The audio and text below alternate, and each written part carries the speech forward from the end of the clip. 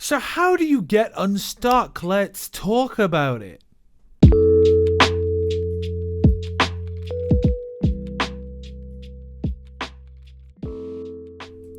Hello everyone, Will Thunder Talk here, back with another video. Good to see you again in the zone. It's me, Will. Also, happy year anniversary. Year ago today, we started uploading videos on the channel. So celebration, huzzah! 1 whole year of weekly uploads. Don't think I missed a single week, so huge W, let's go. Shout out in the chat, in the comments, in wherever you are. Wonderful people. But today I got a question. What does the road to mastery look like? I think something we all admire, I certainly admire, are people that are incredibly competent and skilled at things they do. Because in the capitalist society that we reside in, competency... we'd like to think competency is rewarded. I would argue it's not necessarily a meritocracy, as we may hope. I hope anyway. I hope we live in a meritocracy, a country and a society where if you do good and you're skilled and you nail it, you get boatloads of money. That's how it should be. That isn't how it really is. But whatever. I think there's something really beautiful about being really good at something and really caring about something and going all in. As the animes I really enjoy like to shoot out into the ether. But what does the road to mastery look like in reality? More than anything, my friends, to master something, in my experience, requires you to master yourself. And I'm going to talk a little bit more about that.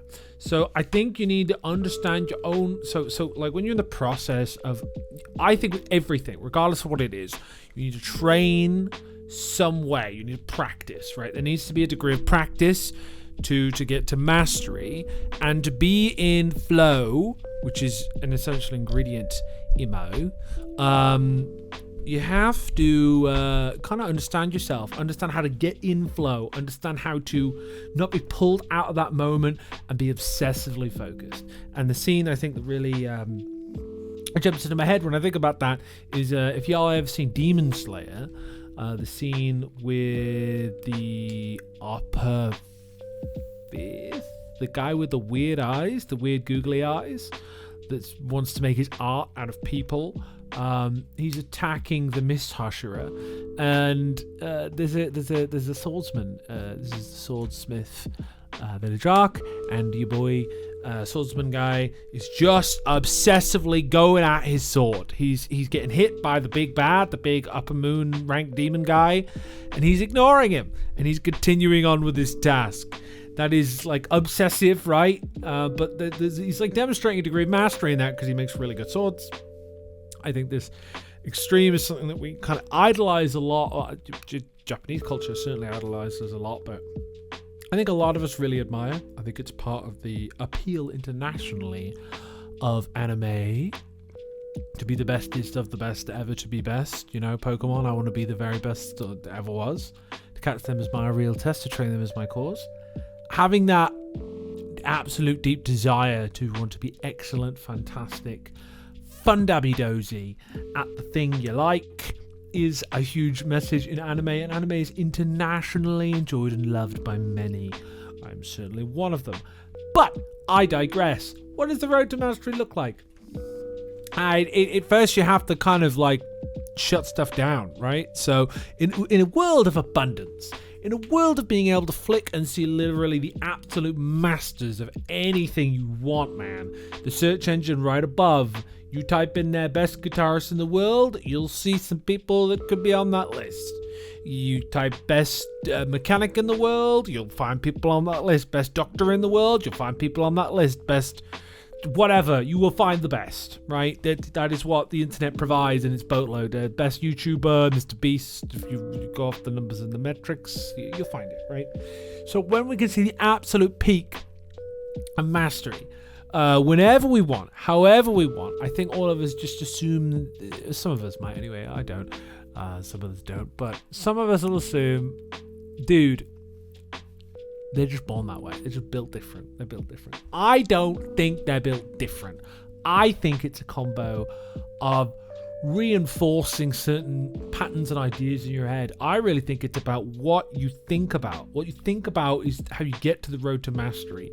So if we think about Buddhist monks, my guys, we think about meditators.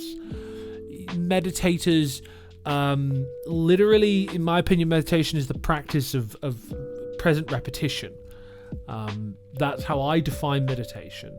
So what's the point in that? And how does that relate to mastery? Well, like, you have to be really present and focused on an individual thing to become a master at it. And I think it's one of the reasons, like, we have a reduction in skills and capabilities to do certain things, because we're given so many possible insane directions all the time. We are not afforded the luxury to sit with one topic, sit with one thing, not bounce from the left to the right, to this, to that, to go, and we spin and we spin and we spin and we spin, and we don't stick with anything, right? We're all being conditioned like this. I'm being conditioned like this. YouTube shorts are chunking through my brain, and it's hard to zone in on one thing and be in the process of the one thing, because how can you justify struggling when there's so much joy or anger or distraction in your fingertips? This is my phone. I have a Xiaomi. And how can we justify that? Like, from a neurological perspective, our dopamine's paced out. Our dopamine's like a well of reward, right? Andrew Huberman kind of puts it this way. And you spend that well of reward every time you do something, right? And I think this contributes to ADHD rates. We all now can have that dopamine spent in like really extreme quick ways, because we can feel the extremes easier. Our brains are conditioned to experience intense reward, and then we become numb to stimuli. And when we become numb to stimuli, our motivation goes poof, disappears, and then we're bored. But we also can't get into anything, and we're stuck, and things suck because nothing feels good anymore, right? So, like, how are you going to master something if nothing feels good? If you're conditioned for high stimulation, which I think a lot of us are, and I guess I just think about, neurodiversity, autism, ADHD, etc. I'm neurodiverse. I'm dyslexic. That technically is on that spectrum, though a lot of people don't think it is. It's a real thing. I ain't saying it ain't real, but I'm saying it's made worse by the information environment we're in. And the road to mastery is to kind of be different in your thoughts and your actions, and being intentional, man. Being present and intentional. That's all you can do. That's all you can do. Like, there's so much happening all the time. The war's happening. The orange silly man saying orange silly things. The stock market exists. Capitalism exists. Prices going up here and there. It's all over the place, man. Sometimes a Pokemon trading card sellers giving cards to kids. Sometimes there's a really sexy transatlantic Lucy performer lady. I'm just giving you my shorts feed, basically. Being very attractive and saying funny things. But that's a lot of different things, right? I'm bouncing between things because I'm receiving a lot of things. How can I focus on one thing and master into one thing if I'm receiving lots of different signals? Because, ideas kind of sink deeper and deeper into our mind the longer we stay with them, right? But if we're constantly having stones skipping across the water, nothing's going to land. You're not going to get any diversity in the pool of your mind, my friend. So turn this damn app off, stop listening to me, and just don't do anything. Nothing. No stimulation. And I guess I feel like I push against the idea of people with autism and ADHD not being able to do this. I find it frustrating because I am neurodiverse, and I really feel like I learn a lot about ADHD. I'm pretty certain I get a diagnosis, my guys. Probably for inattentive type. It's a real thing. I feel it, but I don't feel like you can give up. You need to pace yourself. You need to be compassionate with yourself. But You can do things. You can do things. You're not going to do things immediately. You're going to do things slowly. You're going to get up. You're going to fall. You're going to get up. You're going to fall. You're going to feel bad. You're going to feel guilt. You're going to feel shame. Things are going to happen. Bada bing, bada boom. But you can do better. I believe in it. I believe you can do better. I believe I can do better. Okay? And I'm going to try and do better. And that's the road to mastery. Be present with the ideas you care about.